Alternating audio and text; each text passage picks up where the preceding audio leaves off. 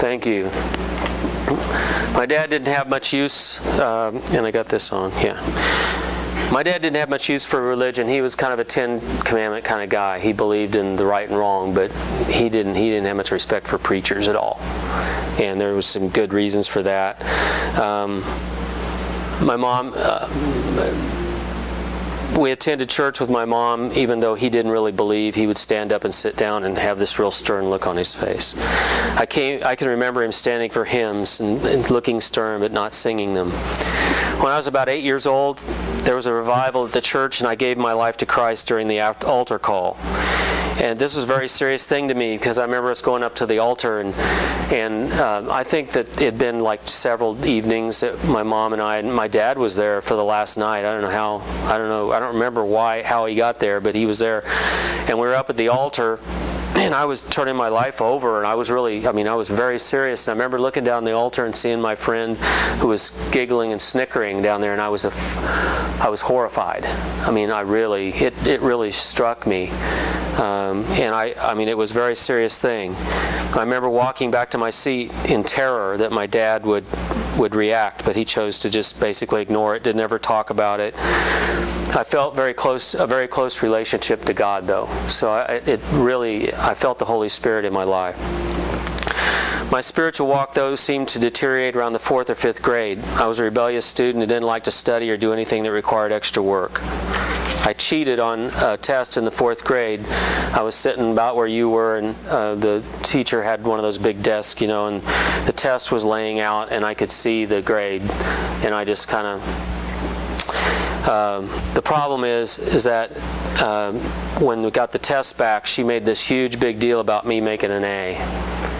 And that just about killed me, because I felt guilty and horrible, and I decided I'm not going to cheat like that again anyway. I didn't really cheat in school after that. I didn't try any harder, but I didn't cheat. It was during the same time that I was truly shocked that my friends would cuss and discuss sexual stuff. But I sort of liked it too. I was fascinated by sex and was introduced to pornography by my friends, my brother, and my brother-in-law. Both my brother and brother-in-law had Playboy magazines laying around in their college apartments, and I snuck magazines home from my friends to hide under the carpet in my room. One time my mom had apparently found my little stash, my one magazine, and my job was, one of my chores was to take the trash out, and I went in the living room that morning to get the trash, and there was the Playboy magazine laying in the middle of the thing in the middle of the living room where you put your feet up on. Coffee table. Yeah, on the coffee table. And I had the trash, and I walked over and stuck it in there and took it to the trash barrel. I felt terribly ashamed, but nobody ever said a word about it. And I think in my parents' mind, that was it was a very powerful message, but still I didn't get any good information. I had all the bad information, but I didn't have any good information.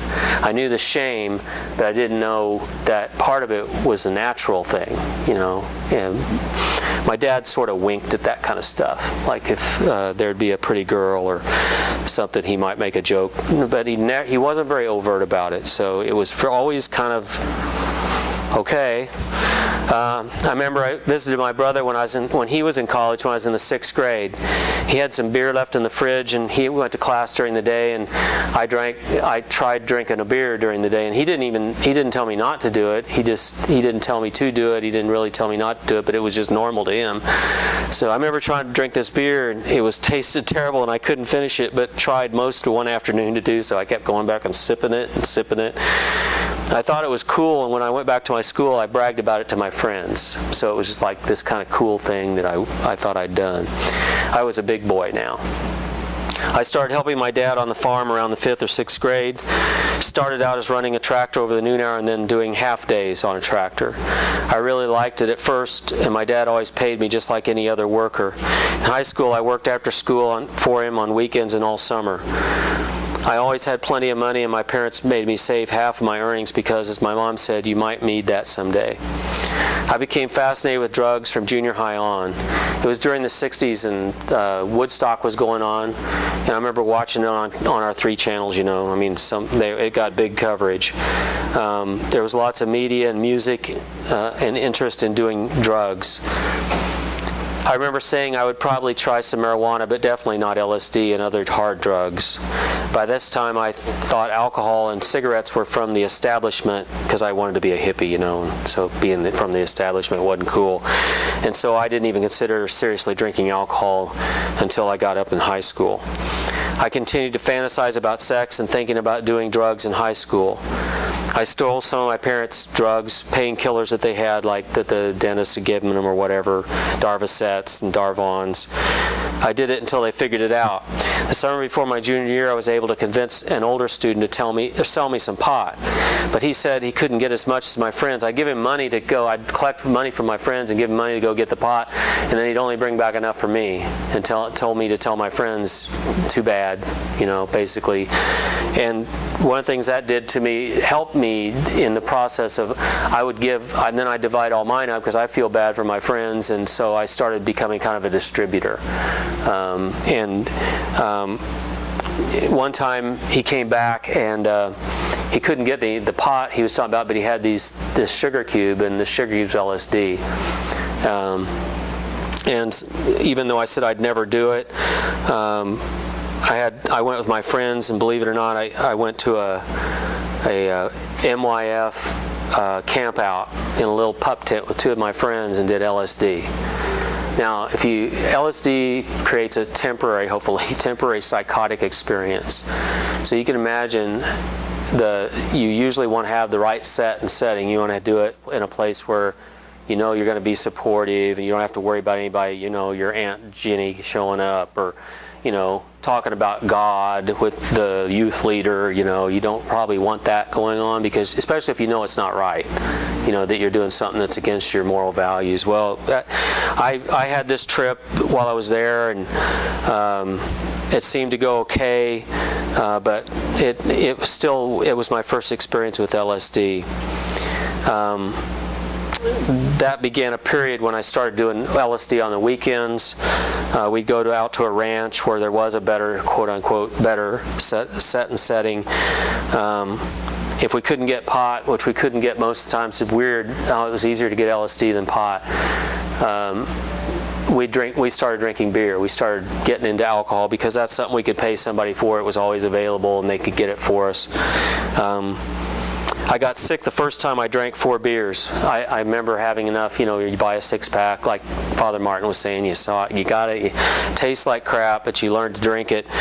And I remember throwing up, and I didn't like that part, but that didn't stop me. It just taught me to stop before I drank 4, or stop before I went beyond that.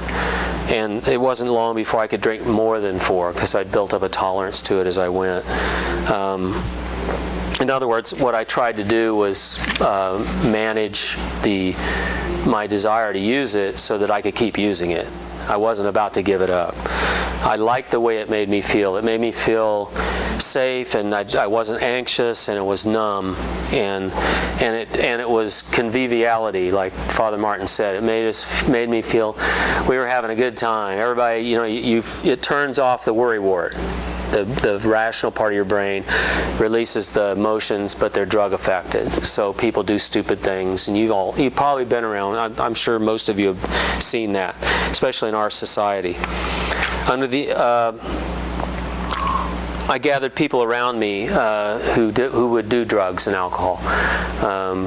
Basically, you weren't with us in my group unless you would be willing to at least tolerate it. Under the influence of pornography, my sexual appetites grew beyond the meager satisfaction that porn and acting out by myself would provide. So I began looking for sexual conquests. I don't know, I had access to Playboy, and Playboy has this thing in there, they call it the Playboy philosophy. I don't know if they still do. And we didn't have the internet, so that's all you had. You had magazines and things like that you'd have to purchase, you know, sneak around and get. The Playboy philosophy, though, was basically have as much sex as you could have, and you don't really care, you know, it's just about getting off, basically. It's basically masturbating with another person. That's what it comes down to. Because you're not really having intimate relationships. You're just getting off together. You're turning each other on and having the experience, and a lot of times I'd find myself going, ugh, afterwards. You wouldn't want to be with the person if you did have something like that happen. I always feel ashamed, but my lustful desire always overcame my conscience, and I would set myself up again to fail. I did have a girlfriend in high school who did not approve of drugs, so I drank with her and went off to do drugs and drink with my friends when she wasn't with me. She was about a year ahead of me in school. I couldn't wait to get away from my friends and from a small town and go to college, so I went to Kansas University. That way I could drink and do drugs without going home or having to hide it from them. I found that drinking was easiest because I didn't know anyone to get drugs from at first. It didn't take too long to find people in the dorm who had the same idea as I did and knew people to get drugs from, like the guy right across the hall became my friend. My drinking and drug use escalated out of control. I nearly flunked out many of my classes and almost jumped out a window to commit suicide. I don't know if I was really trying to commit suicide. I was on a bad trip with LSD. I was really drunk when I took it. I didn't know I was taking a 4-way hit, even though they told me it was a 4-way hit. 4-way hit means it was 4 times the amount it takes.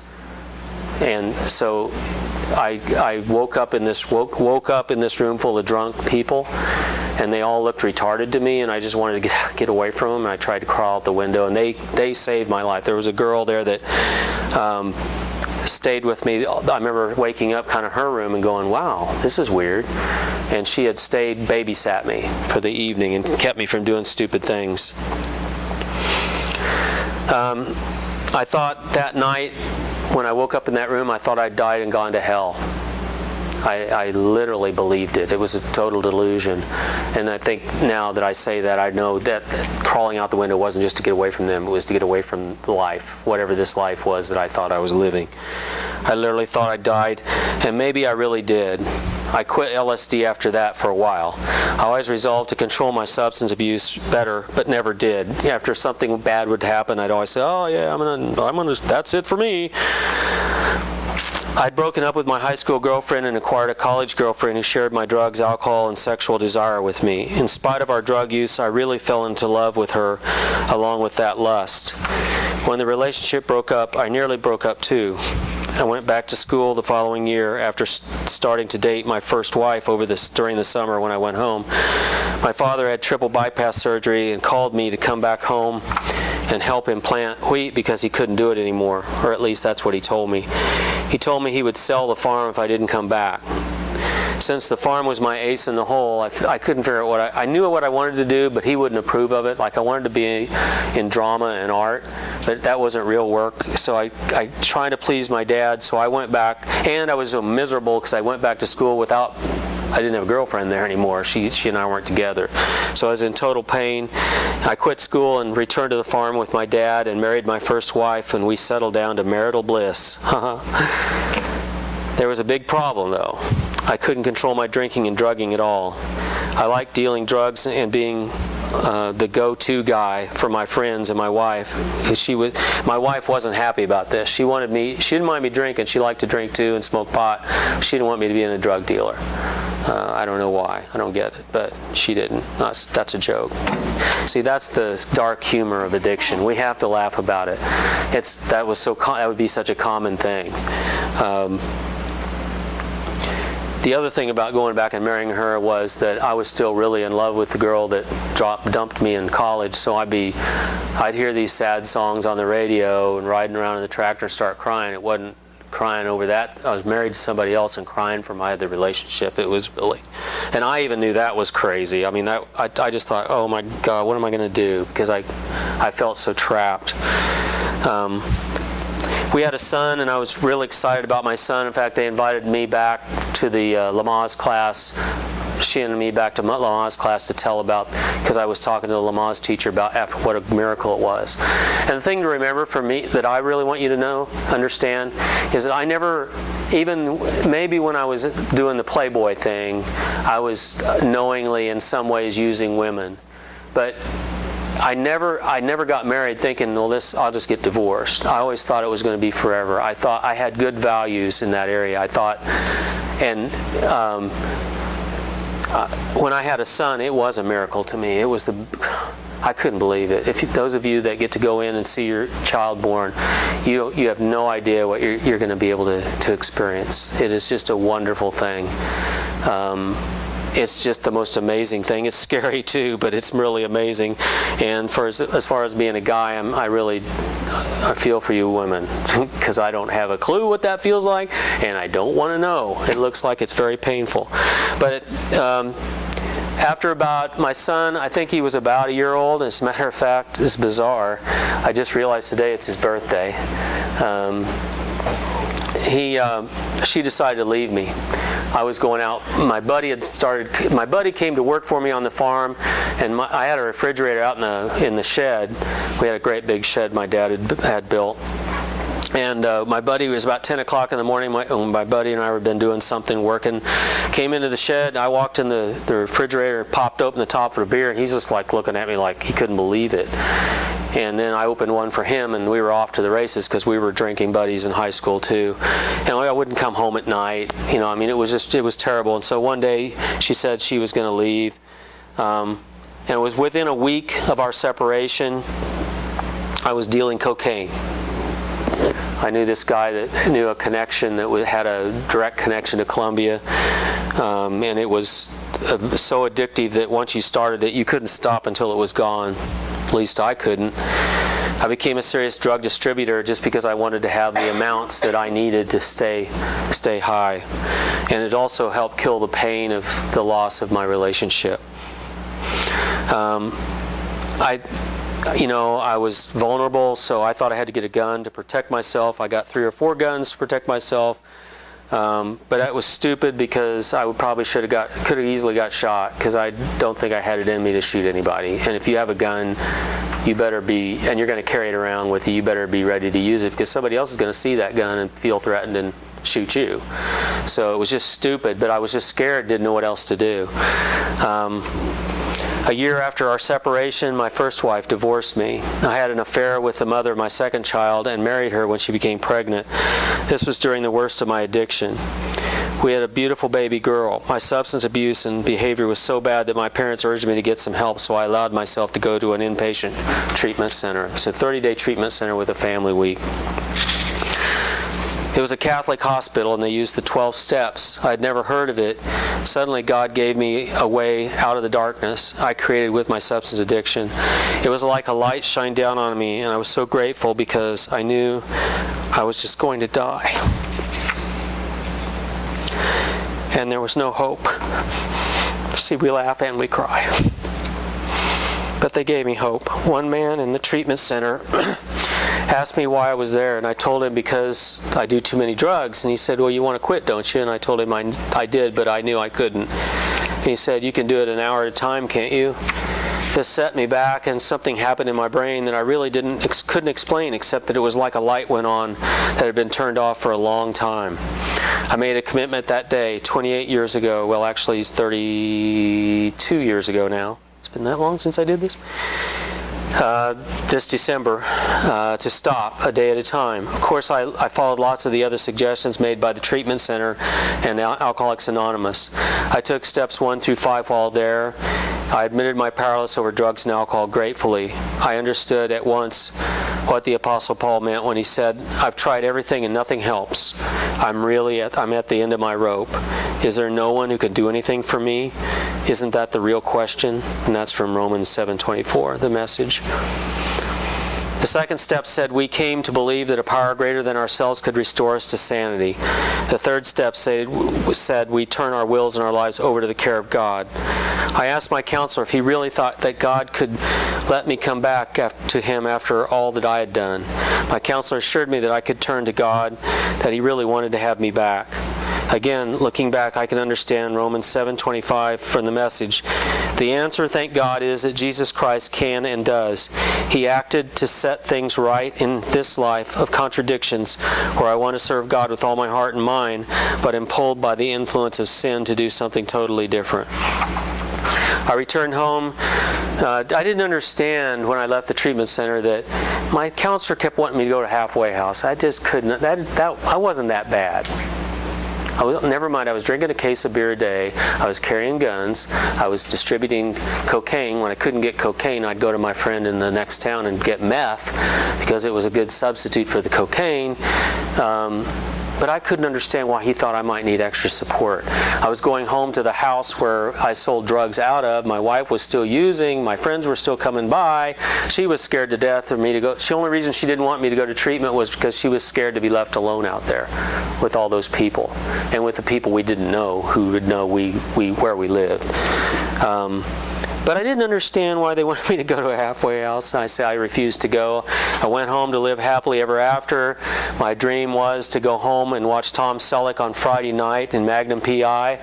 Work during the week. I told my dad I didn't want to farm anymore. I wanted to work at the co-op and just go home at night on the weekends and enjoy my life. Well, it didn't go quite that smooth. My wife at the time was 9 years younger than me. Of course, you heard our circumstances for getting married. She came from a very abusive background. This was the other reason to have confidentiality, because it has other people in it. So that's one of the things. Just be very careful about what you share. But my second wife, this isn't Valerie. This is my second wife. She was 9 years younger than me. She wasn't ready to stop. She just wanted me to control myself. And I don't know that she could make a good decision about it. But she would go out on the weekends, and I'd take care of our baby daughter. And after about a year of that, we went to counseling and blah, blah, blah. And after a year of that, I said I'd had enough. And I was really getting crazy, is why I said I had enough. And I didn't want to. One night I went in to find her, and they were at a party, and she was with this other guy, I guess. I'd heard that she was passed out. They were in the living room. But I walked in the living room, I saw her passed out over here, him passed out over here, people partying all around. I'm thinking, I've got my daughter at 1 o'clock in the midnight, strapped in the car, out looking for her mom. This is insane. I got to do something different. So I decided I needed help for that too. And so I went to my counselor, and he said, well, Bill, what do you have in common? And we couldn't come up with very much other than Amber, our daughter.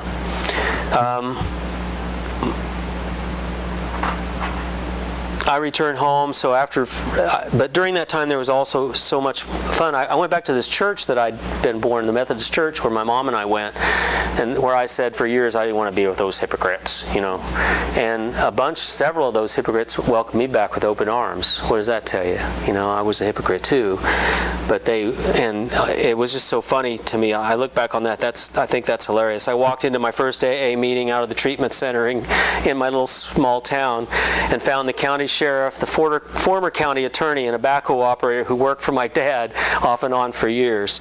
My biggest fear in doing all this I would have gotten arrested. I never got arrested once. And now I walk into an AA meeting, and here's the county sheriff and the county attorney, and they're all alcoholics. And I think God has a really cool sense of humor. It was like a divine appointment to me. The very people I'd been most fearful of running into in my addiction were there to welcome me. To further add hilarity to it, the next night I rode 30 miles away to an AA meeting in the sheriff's patrol car.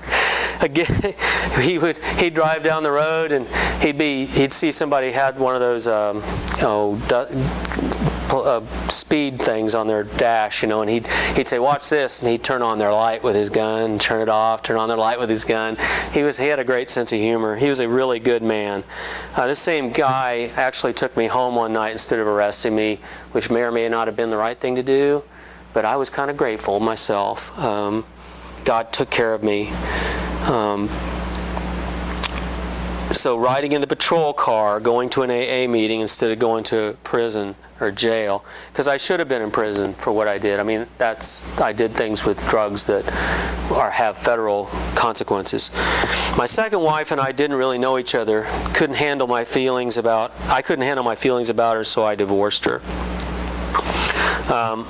Eventually, my daughter and I moved to Lawrence, Kansas. I became a drug and alcohol counselor in the same place I actually recovered in Larned, and then I moved to Lawrence. so that I could attend social work school. Back then, you could become a drug and alcohol counselor without a degree. You just worked at the treatment center underneath another counselor until they waved their magic wand and said, you're a counselor now. And you had enough CEUs, like continuing education units, like what I'll get for paying my $25, I'll get 6 continuing education units from this. I have to have like 16 a year for my license. Well, back then you could just go to these workshops and pay the money and get enough. You got, I think it was a certain number of, I know it was a certain number, I don't remember how many, and then you were qualified then to work as a counselor in training. Eventually we ended up moving to Lawrence to go to social work school because that would give me more flexibility, and drug and alcohol counselors really didn't get paid very much. You're mostly just given back. I started attending a church there and met this beautiful woman named Valerie.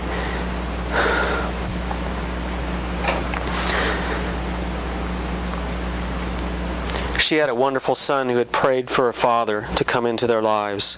We combined our single-parent families, attended church, and I completed my degree. Everything was perfect, or it seemed that way, and it was. We were able to get counseling through the church we attended by attending a marriage seminar they sponsored. Val and I were able to honor each other by not pressuring one another to have sex before marriage, although it was difficult. That had to be a miracle because I still had not recovered the sexual part of me completely. I was white-knuckling it with my addiction to pornographic thoughts, but was still acting out by myself through fantasy. One of my issues in this early recovery period was that I had completed the first 5 steps while in the treatment center, but sort of ignored the other 7 after that.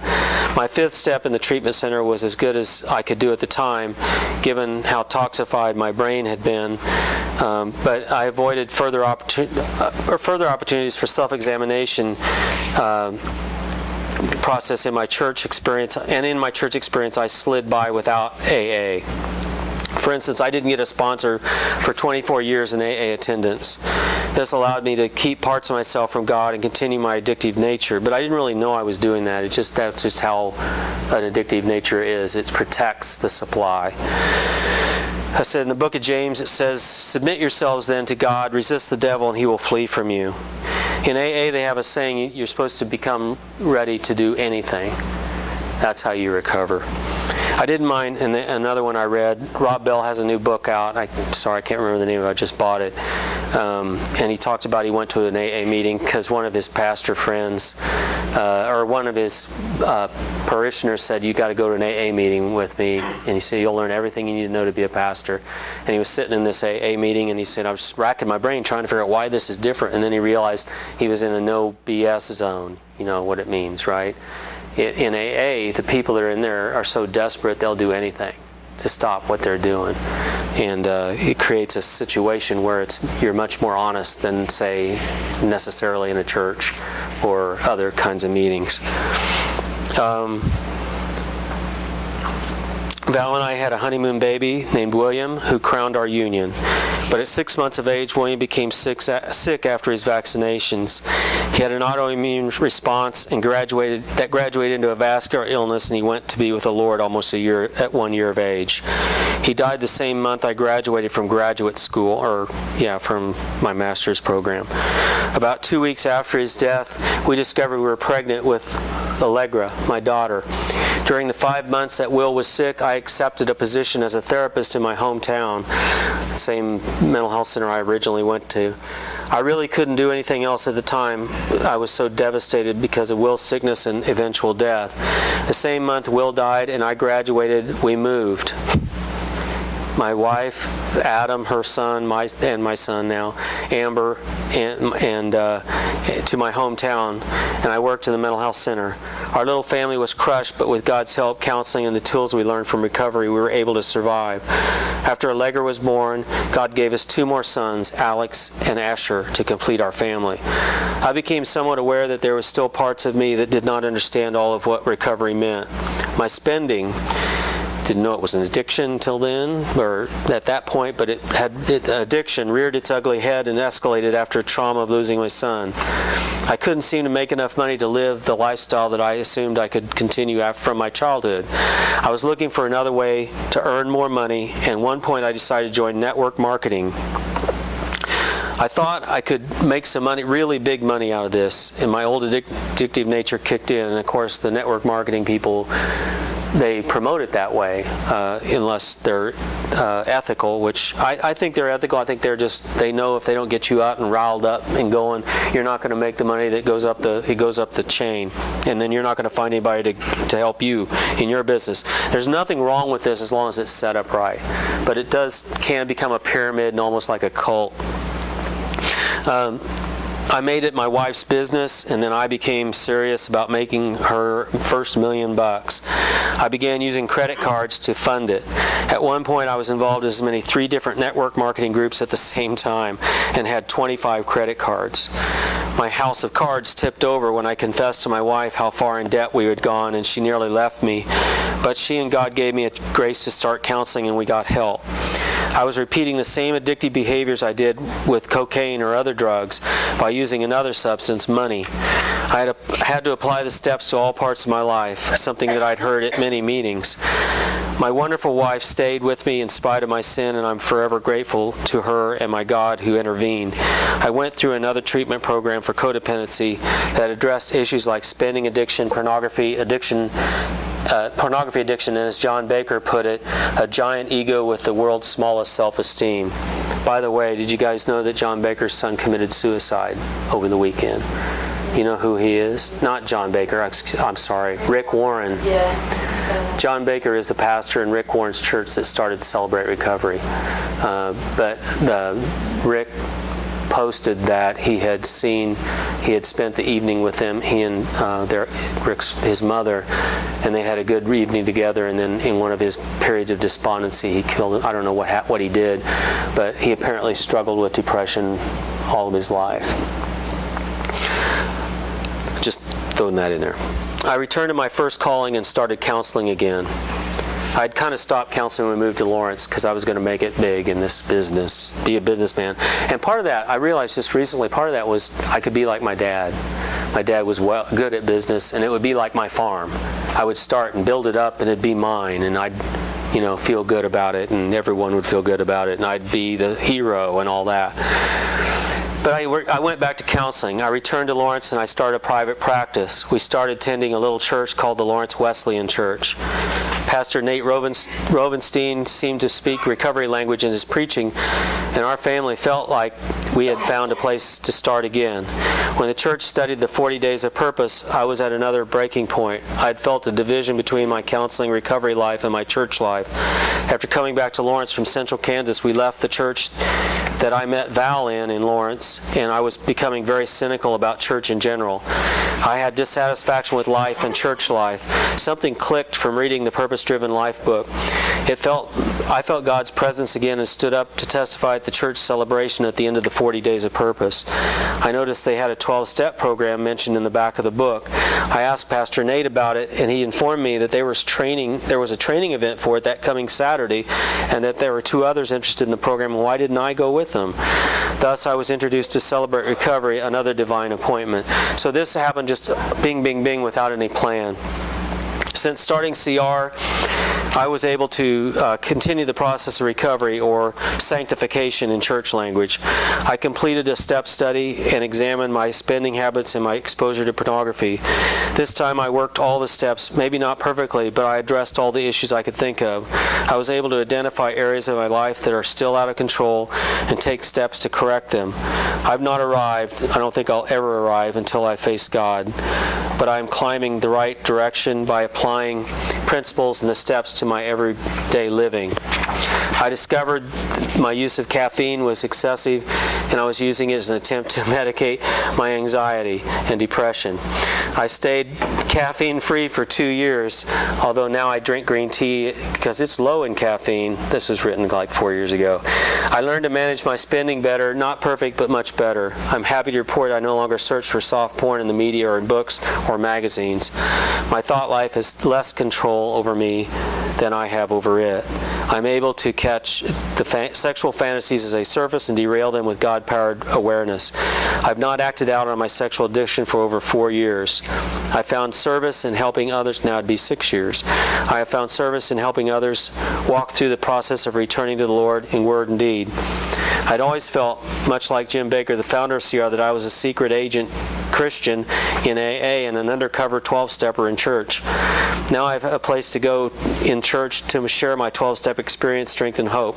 CR is a building bridge linking theological beliefs with practical application of spiritual principles. I try to follow what it says in Colossians. So chosen by God for this new life of love, dress in the wardrobe God picked out for you. Compassion, kindness, humility, quiet strength, and discipline. Be even-tempered, content with second place, quick to forgive an offense. Forgive as quickly and completely as the Master forgave you, and regardless of what else you put on, wear love. It's your basic all-purpose garment. Never be without it. I just love the message, the way it says those things. About 1 year ago, I was just minding my own business.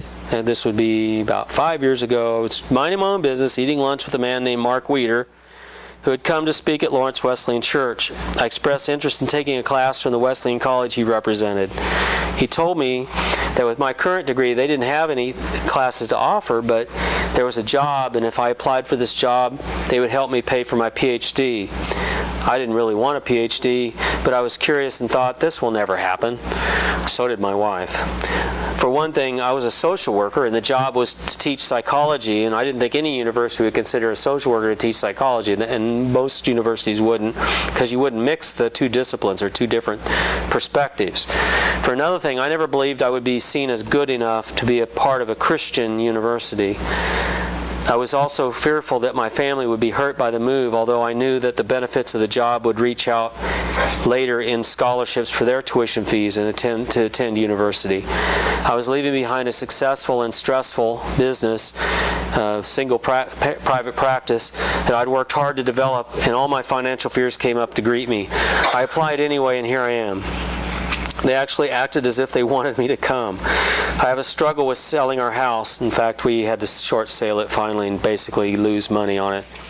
And watching my wife and children go through the pain of leaving their home behind, my wife leaving the job she loved and not being able to find a new one here for quite a while, and one she doesn't really like now.